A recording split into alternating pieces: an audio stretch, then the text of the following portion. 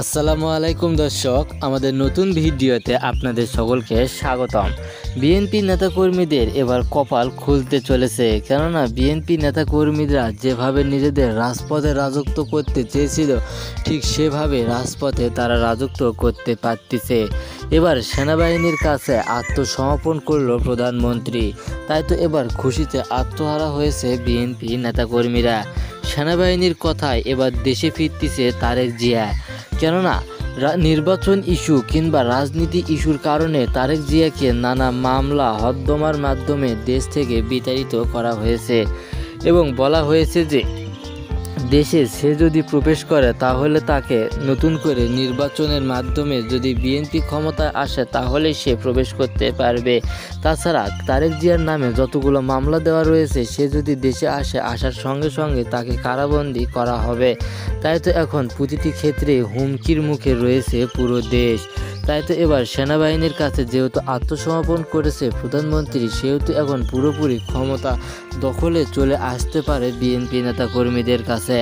এবার যেহেতু সেনাবাহিনীর কাছে আত্মসমর্পণ করেছে, সেহেতু এবার সেনাবাহিনীর নেতৃত্বে অনুষ্ঠিত হতে চলেছে দেশে নতুন নির্বাচন এবং এই নির্বাচনে সকলে স্বতঃস্ফূর্তভাবে অংশগ্রহণ করবে। সেনাবাহিনীর কথায় যেহেতু দেশ পরিচালিত হচ্ছিল, সেহেতু এবার দেশকে নতুন করে নিজেদের মতো করে সাজাতে ব্যস্ত বিএনপি নেতাকর্মীরা।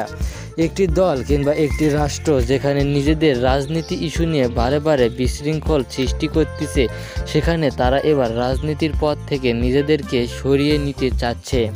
বিএনপি নেতাকর্মীরা চেয়েছিল যে রাজপথে তারা রাজত্ব করবে পুরোপুরিভাবে, কিন্তু বিএনপি নেতাকর্মীদের সেই রাজপথে রাজত্ব করতে আর তেমনভাবে সুযোগ দেওয়া হচ্ছে না। বিএনপি নেতাকর্মীরা যদি রাজপথে তাদের জায়গা শক্তপোক্তভাবে দখল করতে পারে, তাহলে আওয়ামী লীগ নেতাকর্মীরা তাদের শক্তপোক্তভাবে জায়গা দখল করতে গিয়ে ব্যাহত হবে। তাই তো এবার প্রতিটি ক্ষেত্রেই বিএনপি নেতাকর্মীরা সবসময় চায় যে দেশে সুষ্ঠু একটি নির্বাচন অনুষ্ঠিত হোক। এই সুষ্ঠু নির্বাচন নিয়ে একের পর এক ইস্যু সৃষ্টি হলে এই ইস্যু থেকে কোনোভাবে মুক্তি পাচ্ছে না পুরো দেশ। তাই তো এবার দেশকে নিজের মতো করে সাজিয়ে দলকে নিজের ভঙ্গিতে দলকে পরিচালিত করতে চাচ্ছে। একটি দল কিংবা একটি রাজনৈতিক ইস্যু যতদিন পর্যন্ত দেশের বিশৃঙ্খল পরিবেশ সৃষ্টি করবে, ততদিন পর্যন্ত সে রাজনীতি ইস্যু থেকে বারবারই ছিটকে চলে যাবে। তবে নির্বাচন যতদিনই হোক না কেন, সে নির্বাচন করতে হবে সুষ্ঠু এবং অবাধ নির্বাচন। তাই তো এবার নিজেদের মতো করে নির্বাচন করে দলকে আবারও নতুন করে ক্ষমতায় সাজিয়ে দলকে নিজের স্বার্থে পরিচালিত করতে চায়। তাই তো এবার নতুন নির্বাচনের মাধ্যমে পুরো দল